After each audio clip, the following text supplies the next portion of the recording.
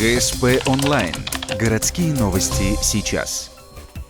Пятница, улица рядом с домом номер 17 по проезду Дружбы. На дворе где-то -4, сугробы, а тут удивительная вещь. Работающая теплотрасса рядом с оградой детского сада стоит с изодранной изоляцией, а в некоторых местах ее и вовсе нет. Полуоголенные трубы – это дополнительная энергия, чтобы поддерживать нужную температуру и не разморозить всю трассу. Зима только началась. Вопрос, кто заплатит за расходы? В августе этого года было заседание общественного совета города, на котором Валерий Барков доложил о том, что у нас подготовка к отопительному сезону 2015-2016 года закончена на 75%. Федор Любанин, первый заместитель руководителя администрации города, доложил, что дана оценка, экспертная оценка, по состоянию подготовки к отопительному сезону 2015-2016 год. Город Ухта – один из лучших муниципалитетов.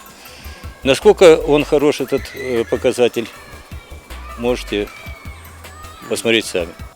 Анатолий Фурман, житель одного из рядом стоящих домов. Незаизолированную теплотрассу он наблюдает уже с 2013 года, каждый отопительный сезон. Походил по инстанциям, обращался в городадминистрацию и не только. Те ответы, которые давались, не удовлетворили. А главное, злополучная труба и дополнительные расходы на нее все так же на своем месте. Не столь важен ответ, сколько важен результат. Но результат видите сами.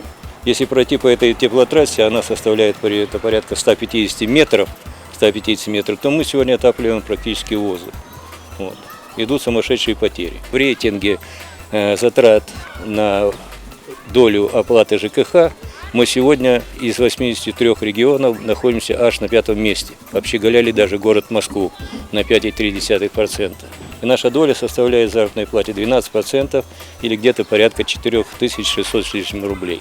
То, что дополнительные деньги должны платить люди, мужчина считает в корне неправильным. Сейчас готовит вопросы новому в РИО главы Коми Сергею Гапликову. Как говорится, раз уж знакомиться с республикой, так чтобы было видно все ее стороны. Телекомпания ГСП со своей стороны попробует разузнать, что же мешает заизолировать теплотрассу и уменьшить траты.